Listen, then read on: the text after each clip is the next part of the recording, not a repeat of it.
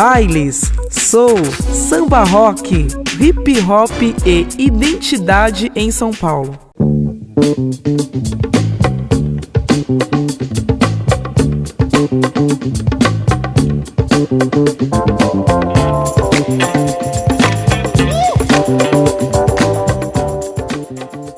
Não existe idade para dançar.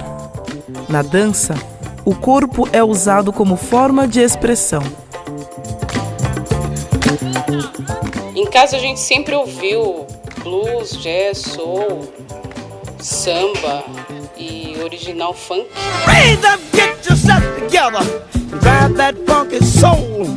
Pô, falar de hip hop e não falar do soul, do funk, praticamente você não vai estar falando nada, porque o próprio Bambata falou que James Brown também é hip hop.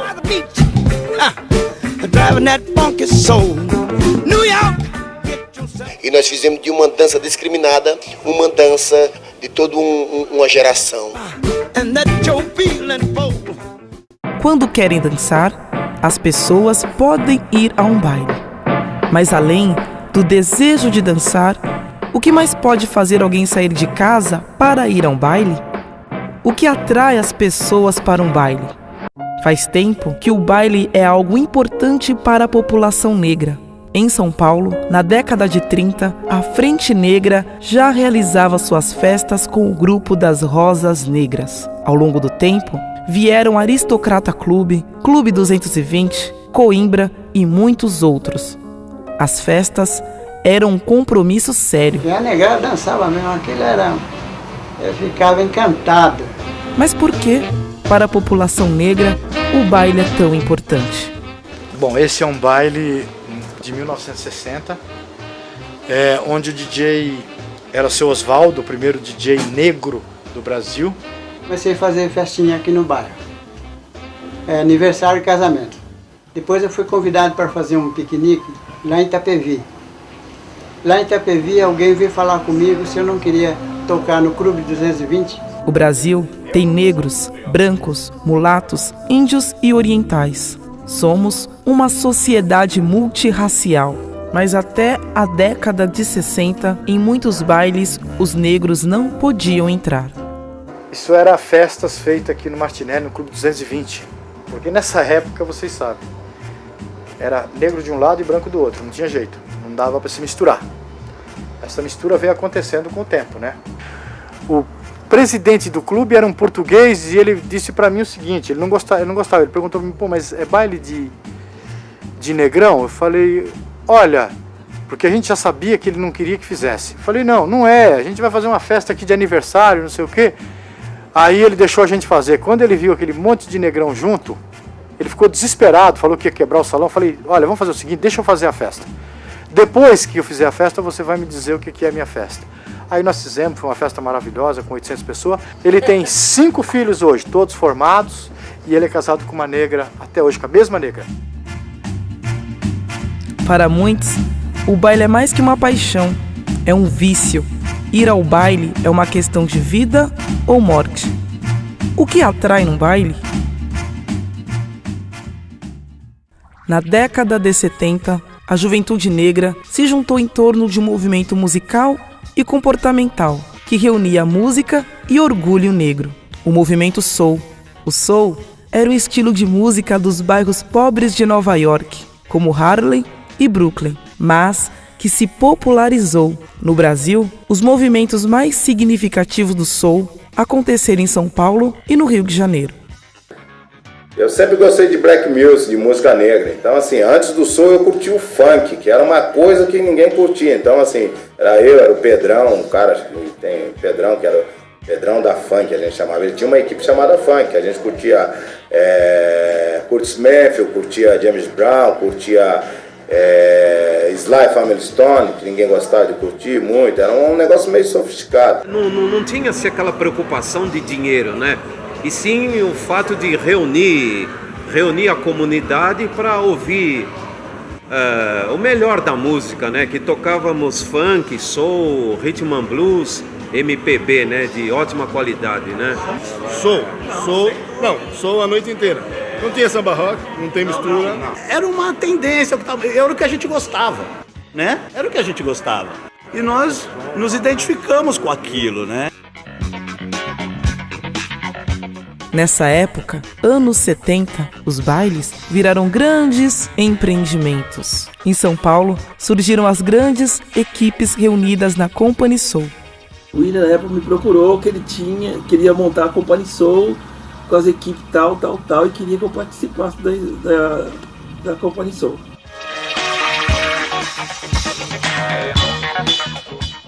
Como já tinha as equipes na época, que era Eduardo, Amauri, Chico Show estava começando, aí nós montamos a Black Mad. Aí começamos, mas era uma coisa que sem fins lucrativos, era uma coisa que a gente montou para tirar uma onda, para ser diferente. Aí montamos uma Black Mad só tocando James Brown. A gente não tocava outro ritmo, era só o soul music, mas o que a gente só conhecia na época era James Brown. 1, 2, 3, 4! A Furacão 2000 estava começando lá também, né? Porque aí o que aconteceu? Aí eu fui numa reunião da gravadora e conheci o Big Boy. Big Boy eram DJs das maiores casas noturnas do Rio de Janeiro. Aí o Big Boy falou, existe lá no Rio de Janeiro uma Furacão 2000. Vamos juntar, trazer pra cá que nós vamos fazer um barulho. Né? Aí eu falei, então vamos fazer. Aí montamos a estrutura toda para fazer a Furacão 2000 com o Big Boy. Só que na semana que nós ia fazer, no mês que a gente estava fazendo, foi que o Big Boy morreu aqui na Rua das Palmeiras, né? Que ele tinha problema da bombinha, né? Ele tinha um problema de asma. E ele esqueceu a bombinha no quarto. E ele correu pelas escadas para buscar a bombinha e acabou morrendo no meio das escadas, não chegou até o quarto.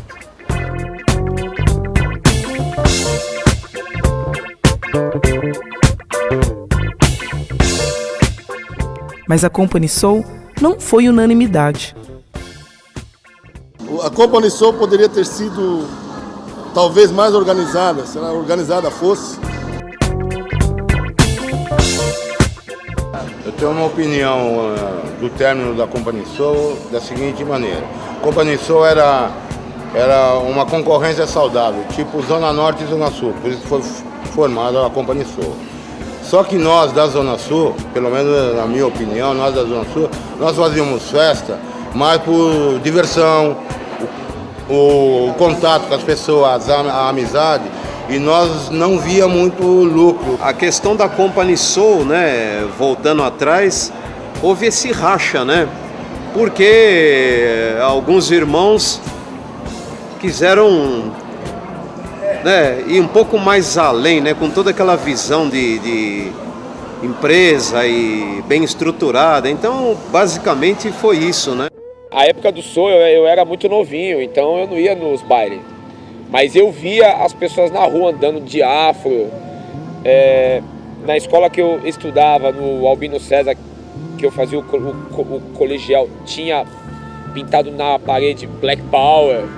Isso eu ficava me questionando, né? E aí depois o tempo acabou passando e eu acabei não indo. Eu acabei indo no Clube da Cidade, da Barra Funda. Foi aí que eu entrei no bagulho e vi as músicas e falei, nossa, é aqui mesmo, né, meu?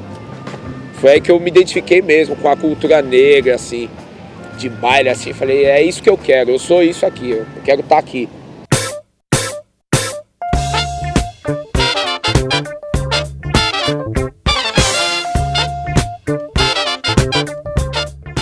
No começo, quando eu comecei a curtir esses bailes, eu ia de terno, gravata, tudo. Hoje em dia não, eu coloco uma calça social, um sapato, uma camisa bem à vontade mesmo.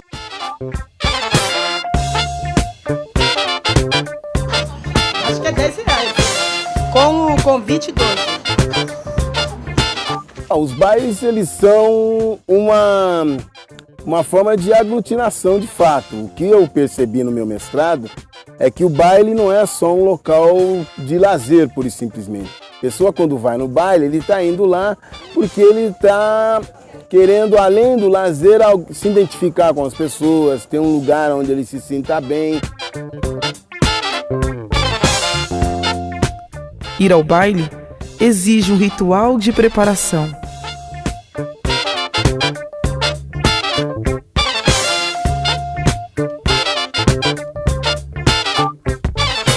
A roda, o círculo, a memória da ancestralidade.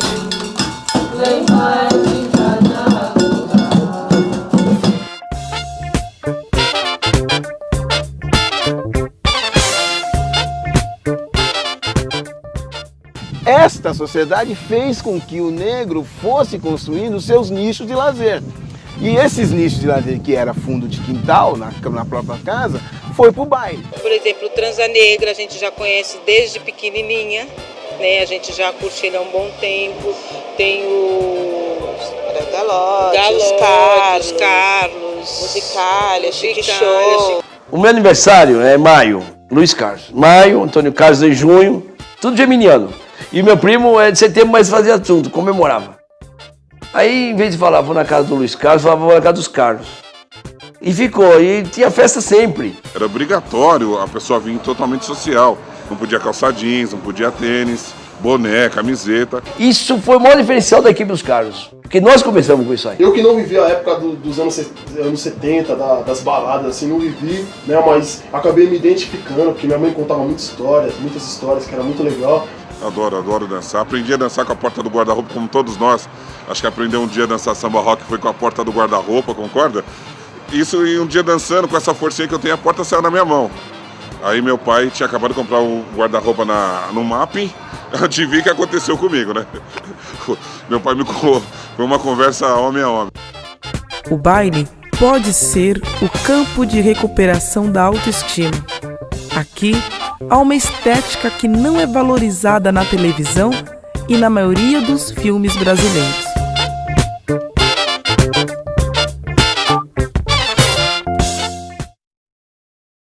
O baile seria um local que favorece as explosões de violência?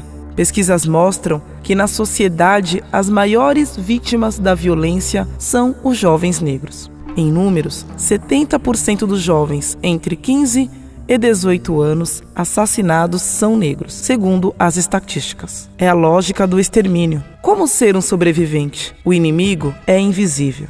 A violência que acontece em show, em show de rap, ela acontece no show de forró, show de samba, show de rock. A violência policial, por exemplo, para o jovem, ela é um dos elementos, né, de extermínio. Impedidos de entrar em outros bailes, em outros campos, os afro-brasileiros começaram a construir seu próprio território. Um território onde o corpo negro é valorizado. Na década de 60, um sociólogo disse também que os descendentes de africanos não tinham capacidade de organização.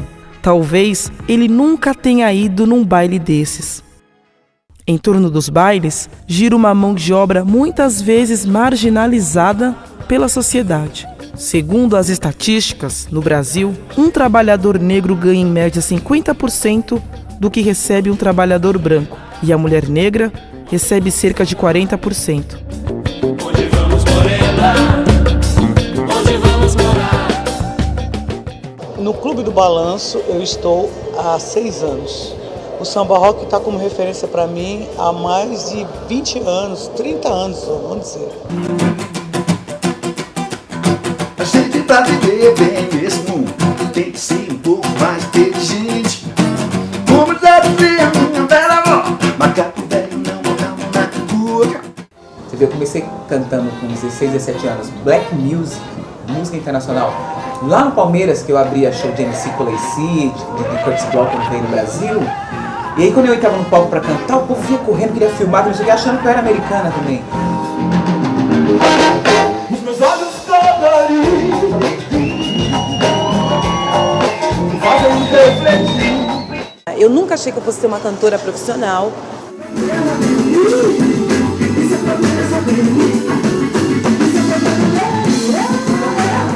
São Paulo, cidade com cerca de 11 milhões de habitantes e pelo menos 4 milhões de negros. 4 milhões. Destes, alguns milhares vão aos bailes. Algumas pessoas acham que o baile é uma forma de exploração. Com tantos problemas por aí, o baile é positivo ou negativo? O camarada, se ele vai no baile pelo lazer, Ele poderia ir em outros locais? Poderia, mas se ele fosse em outros locais, ele não se sentiria tão à vontade como se sentiria ali dentro. Nos bailes paulistanos, o soul, da década de 70, ocupou um lugar de uma dança específica, já praticada nos anos 60, o samba rock. O nome samba rock não é unanimidade. Atualmente, o guardião das tradições do samba rock é o baile nostalgia. O samba rock, na realidade, eu já assisti, já gravamos algumas matérias, né? Em que o falecido Amaury, né, que também foi da época dos bailes, depois do Oswaldo, tudo, ele se irrita com a história do samba rock. Né? A música predominante na época era o jazz, né? Era o jazz que dava o estilo da dança, que era a dança solta, que eram casais, né? Eu também sou uma pessoa que abomina esse negócio de samba rock. O samba rock saiu um disco na década de 70, chamava Lee Jackson. O disco dele, o nome do LP dele era Samba Rock, tá? E ele fez uma fusão que era aquela música do Bill Haley, que ele vinha tocando numa guitarra e no meio disso ele colocava um ritmo de samba. Dali veio esse nome. Mas na época que o meu tio fazia, era solto, dançavam solto. 59, já tinha o samba rock, que era o chá dançante. O chá dançante, ele tem um samba rock nele. Então já fazia sucesso. Aí depois veio vindo o samba rock. Ele veio mais nos anos 70. O samba rock é uma música que já vem de um disco bem antigo do nego velho de guitarra, chamado Caco Velho. Não, mito, Bola 7. Bola 7, guitarreiro swingueiro antigo, nego velho. Era Bola 7. Para nós no sul do Brasil era swing, sambalanço, swing, balanço. No Rio, sambalanço com o Jorge Ben, o Ed Lincoln, o Orlandivo, uma rapaziada que fazia. Em São Paulo, através da assimilação da negadinha que gosta das nossas coisas, brasileiro já do inerente no nosso viver, a coisa afro, rítmica, planetária, começou a pintar esse título de samba rock nos bailes, foi pintando. Beleza? Vamos 2 passinhos, igual a gente fez agora, olha lá, ó. 2 para um lado, 2 para o outro. 2 passos para um lado, 2 passos para o outro. 2 passos para um lado, 2 passos para o outro. Ó, se não tiver homem suficiente, a mulherada pode dançar mulher com mulher. Que a música black tem espaço na nossa cultura de São Paulo. O funk, o soul, a samba rock. Que é uma coisa que a garotada de hoje está tudo pegando, né? Queria curtir, ter curtido antes o que a gente já curtiu, né? Gire sua dama, volte para a base e 1, 2, 3. Uma base para o lado, braço esquerdo, gira a dama. 1, 2, 3.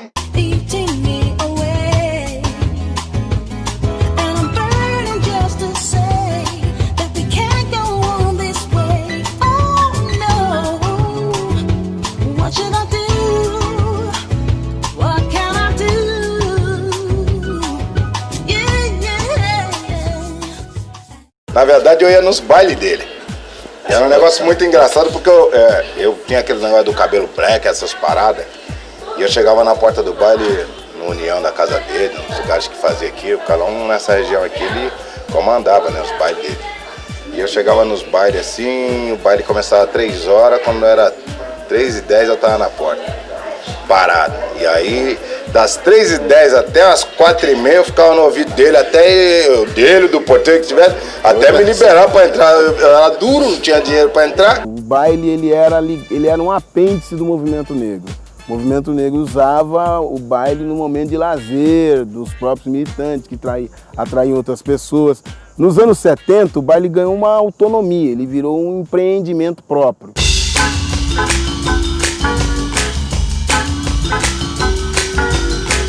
Diz a minha mãe que com 3 anos de idade eu cantava no berço. Com 7 anos eu me lembro que eu estudava no parque infantil dos servidores públicos, porque minha mãe trabalhava no servidor público.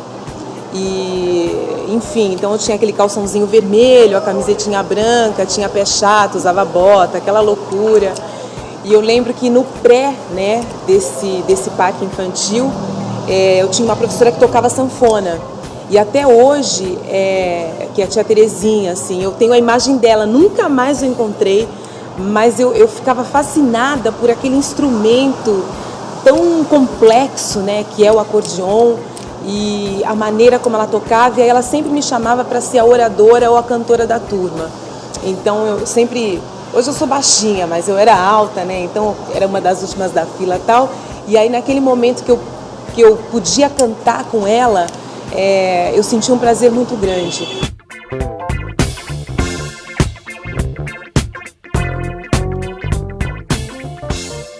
Se você é uma pessoa normal, eu acho assim, acho que a pessoa que faz o que eu faço não é normal. Entendeu? Se é uma pessoa normal não faz isso, não.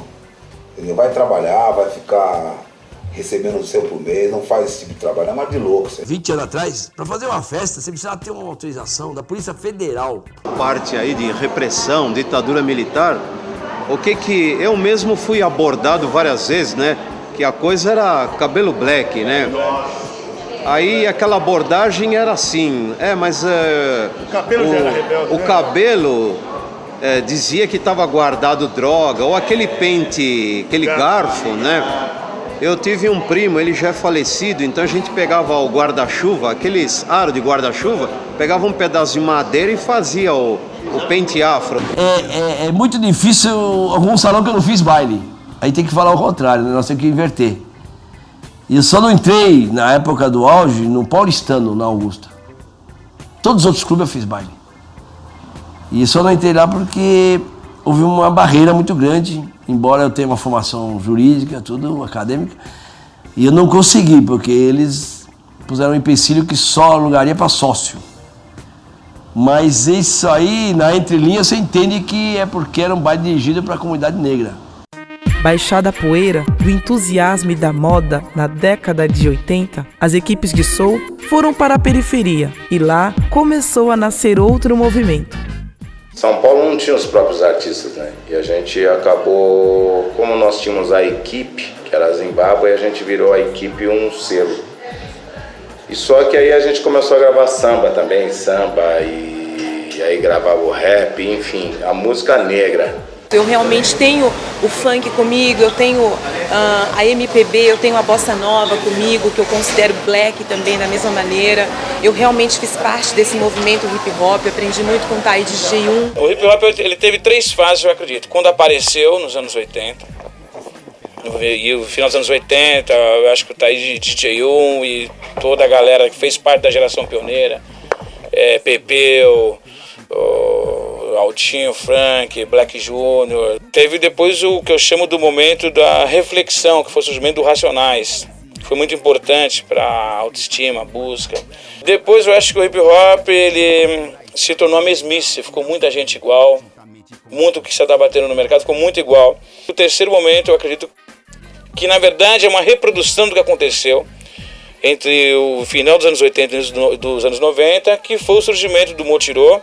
Foi um projeto que a gente montou com gente da velha escola e estávamos empenhados em fazer algo direcionado a clube e pista porque você não tinha mais música brasileira para tocar. A periferia começou a produzir seus artistas.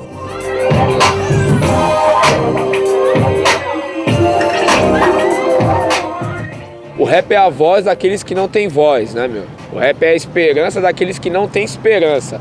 O rap veio num momento mundial louco e que os pretos estavam meio assim ao léu, assim, não tinha uma identidade forte como teve nos anos 70.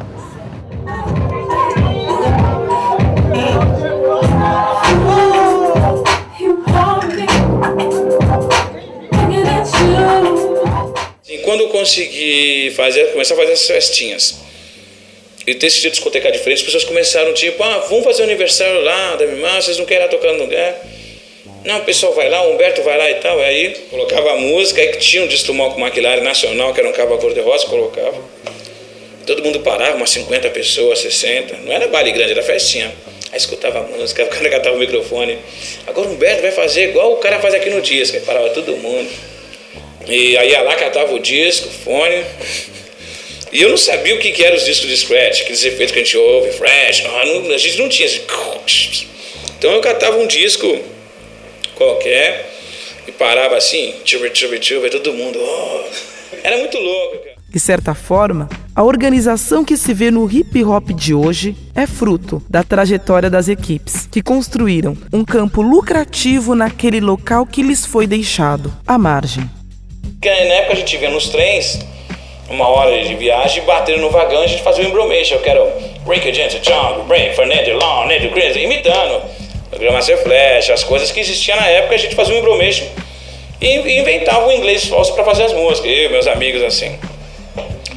E ele disse que falou, pô, vai ser foda porque esse cara faz a parada em brasileiro, não é nem em português. Ele faz em brasileiro e você faz os negócios, meu puto, vocês têm que fazer uma parada junto. Aí ele trouxe o Taíde pra conhecer. Atire uma pedra, que eu te atiro uma granada. Se tocar é minha frase, sua vida está selada. Portanto, meu amigo, pense bem no que parar, pois não sei se outra chance você terá. Você não sabe de onde eu vim e não sabe pra onde vou, mas pra sua informação vou te falar quem eu sou. Tudo começou de uma diversão, como aquela música do Peninha. Era tudo uma brincadeira que foi crescendo, me absorvendo. E é verdade, porque eu comecei a dançar break, comecei a escrever letras falando de coisas normais, coisas simples, como festa, a convivência com os camaradinhas. Até que veio um momento trágico, que foi a perda de um amigo. Aí eu fiz a música Cláudio, Eu Tive um Sonho. Logo depois o Marcos Telésforo, que também está descansando agora, ele fez Homens da Lei. E aí eu comecei a ver que dava pra gente falar dos problemas que a gente tem de uma maneira inteligente, de uma maneira direta e de uma maneira artística. Aí chegou uma época que a gente achou que tinha que separar e assim montar um selo só pra hip hop, que aí é onde a gente montou o selo da Zâmbia, e aí a gente deu a continuidade no mesmo trabalho da Zimbábue, mas com o nome com a Zâmbia, e seguramos um pouco a Zimbábue e passamos até o Racionais pro selo. Eu acho que o hip hop não é só bom para o jovem da periferia. Eu acredito que sim, que ele é direcionado para os excluídos, mas ele nasceu e surgiu para ser bom para todo mundo. Nos bailes eu fui percebendo que aquilo era um local de construção de identidade. Aquilo fazia com que as pessoas fossem lá não só pelo lazer. O lazer era uma das funções que o baile tinha. 60 dias para fazer mais ou menos, você fica 30 montando, aí 30 você põe ela na rua, põe a promoção na rua em 30 dias, aí você fica mais, parece que 60 dias, ele vem em 12 horas que a festa mais ou menos ela não acaba, parece que não passa essas horas.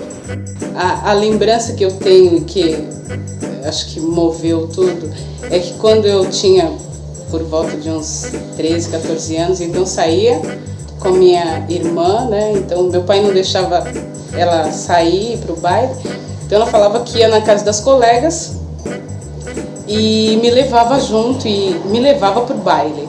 Ninguém sabia trabalhar com jovens periféricos. Eu me lembro que o pessoal queria pôr balé clássico não sei aonde e vinha me perguntar como era que funcionava, porque as nossas oficinas funcionavam tão bem, aquelas não funcionavam. Então o hip hop foi um grande marco histórico. A dança que veio do soul, que é o original funk, e ela faz a base de todas as outras danças do hip hop, do pop, do rock e do b-boy. Então a dança foi importantíssima para os jovens periféricos, inclusive foi o elemento que começou a mostrar o hip hop para o Brasil. A trajetória da maioria da população negra e dos jovens negros é um histórico de muitas vezes você é minoria em determinados espaços, são espaços em que você não se sente desejado, paquerado, né? A sua estética não é valorizada. Aí de repente você entra num lugar que é assim, tinha um monte de mulher olhando pra mim, sabe? Então eu tocando o meu som.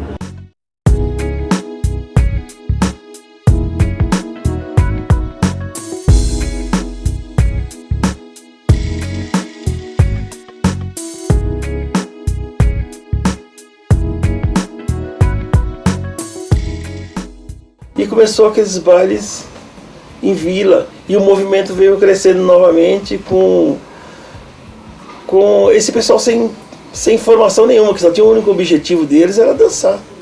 É que é meio complicado que as pessoas hoje em dia não vêm mais pra festa pra escutar música melódica, eles querem dançar a noite toda.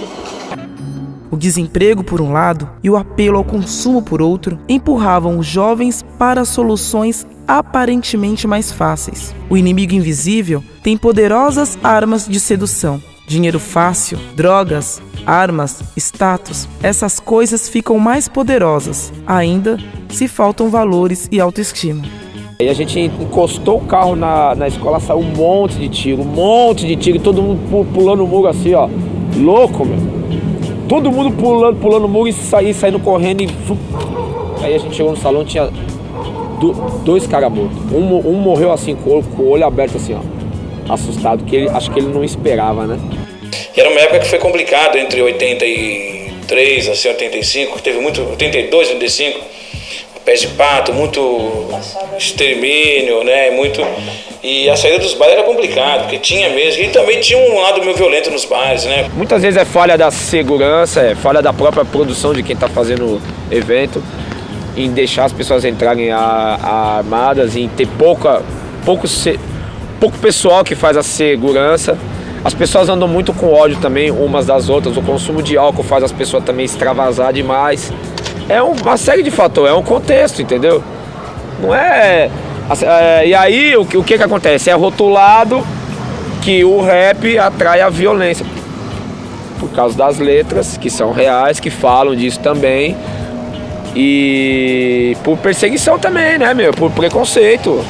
Nós tínhamos, como podia fazer 2 bailes, então tinha duas aparelhagens iguais. E uma foi totalmente roubada, disco e tudo.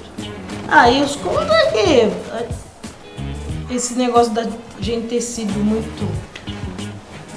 perder essas coisas, né? Perder o caminhão, coisa.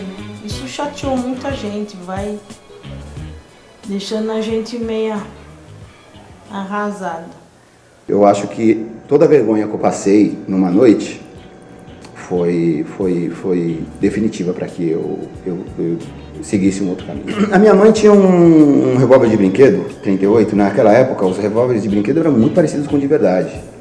E eu mais 2 pessoas ficamos de esquina, uma senhora negra subindo a rua. Eu falei, pode deixar comigo. E eu fui e rendi essa senhora há muito tempo. Eu me lembro até hoje, não me lembro do rosto dela, mas me lembro que ela estava de lenço amarrado na cabeça, com uma sacola embaixo do braço. E eu cheguei para ela e falei, não grita, tia, só abre a sacola. E ela me falou de um jeito, sabe, pedindo pelo amor de Deus, e tirando um monte de papel dentro da bolsa de um jeito que eu nunca mais vou esquecer, e que me fez sentir muito envergonhado. Muito envergonhado. É uma coisa que até hoje, quando me lembro, eu me sinto envergonhado. Ela disse para ela que era brincadeira, que era para ela me perdoar, que era brincadeira. E, bicho, daquele dia pra cá, eu preferi ficar sem comer algumas noites, preferi dormir na rua algumas noites, pedir dinheiro emprestado pros outros, do que voltar a fazer aquilo. Aniquila a maldade liberta. Simbora, ya, ya, ya, ya, ya. Simbora, ya, ya. Seu yo-yo. Porque você precisa saber por que existem os rappers hoje. Por que eles estão aqui. Eles estão aqui porque nós fizemos antes alguma coisa. E antes de nós teve os Almauri, o Zé Eduardo, o João Boca Rica, que eram os baileiros da época, que incentivou a gente a ter as nossas equipes. Que o movimento não parou por aí, né? Porque hoje tem um movimento hip hop que é baseado no que a gente começou há 40 anos atrás. Hoje tem as casas noturnas que não são dirigidas por negros, mas são baseadas em cima daquilo que nós começamos. Tem uma coisa que é assim, eles divulgaram a cultura hip hop de uma maneira através da música rap. Chegou uma época que eles deixaram isso de lado por causa do sucesso do pagode. Como o sucesso de muitos grupos foi uma coisa passageira, eles voltaram de novo a abrir espaço para a música rap. Mas eu acredito que isso seja tudo lei da sobrevivência. Na verdade, nós estamos num momento agora, em 2000, esse fenômeno começou nos anos 90, pode dizer de 95 para cá, começou a surgir um negócio aqui na Vila Madalena que é baile black sem preto. E aí é branco que gosta da música negra. E é um negócio muito interessante, porque as pessoas dizem assim, eu venho aqui, eu curto essa música legal e tal, e não tem aqueles caras pobres que frequentam os outros bailes. Racionais veio do chão, entendeu? O Taíde veio do chão. Quem mais? A maioria dos grupos. Se você for na linha do samba, o Netinho era o nosso dançarino na época da Camisa Verde. Quero trazer aqui pra vocês Netinho de Paula! A gente se ama, se gosta, se quer. Eu quero você nessa minha mulher. Aparecer, comigo. Ao meu ver, o que aconteceu aqui no Brasil com os bailes é que eles não tiveram fôlego para se transformar em potências econômicas, que se transformaram nos Estados Unidos. Né? A Chic Show, eles eram 12 irmãos, né? Mas eles não conseguiram se capitalizar como irmãos, virar uma grande empresa e isso criar uma nova elite econômica negra, paulistana.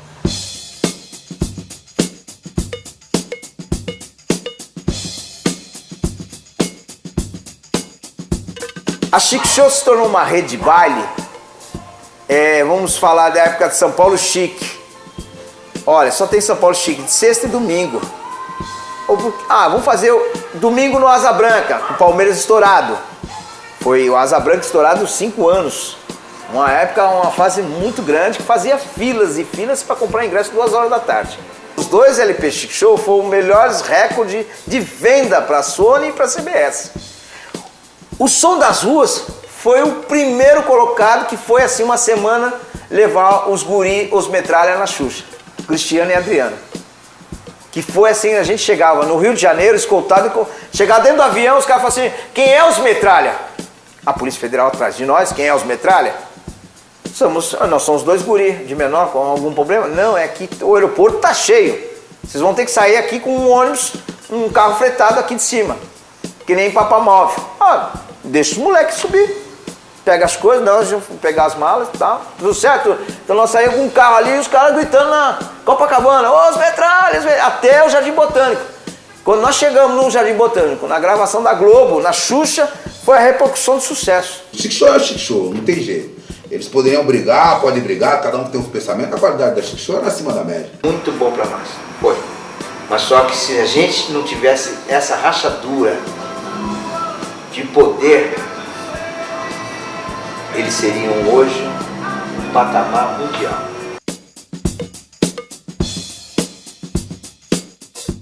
Duas etapas, né? Musicalia, depois Musicaliando, né?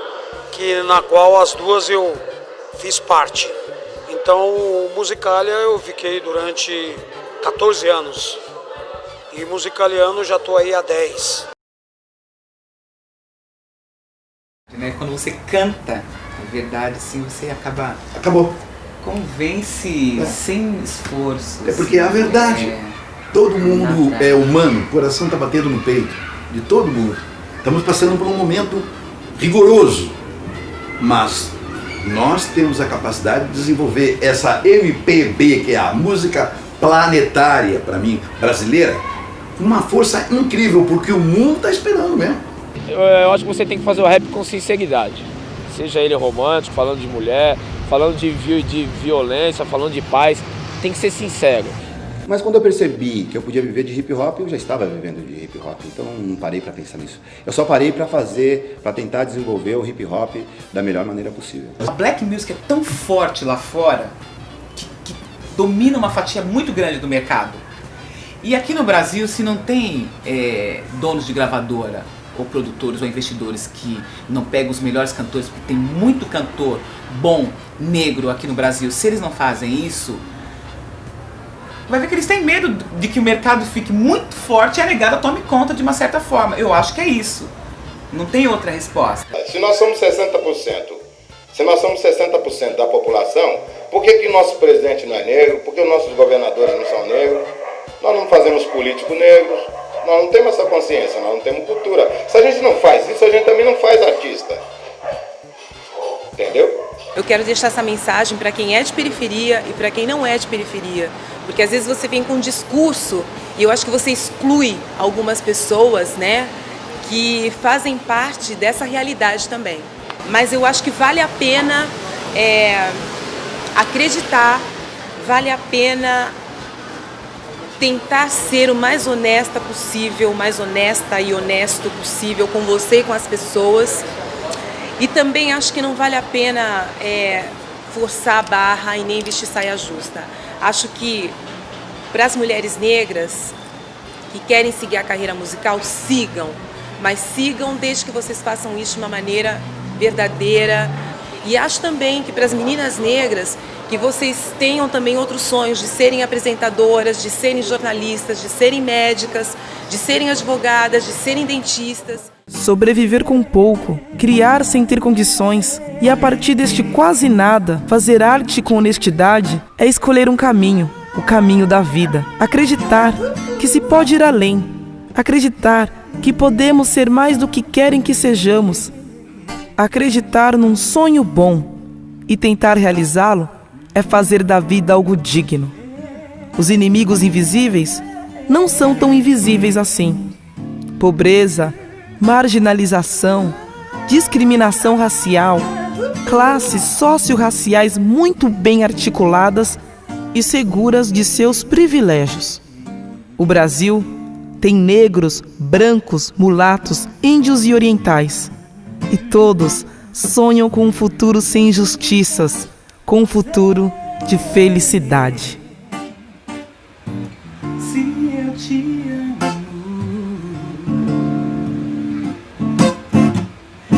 como eu vou deixar você?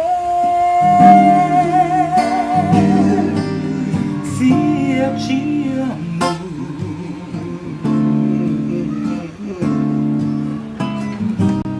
sei que a minha vida anda errada.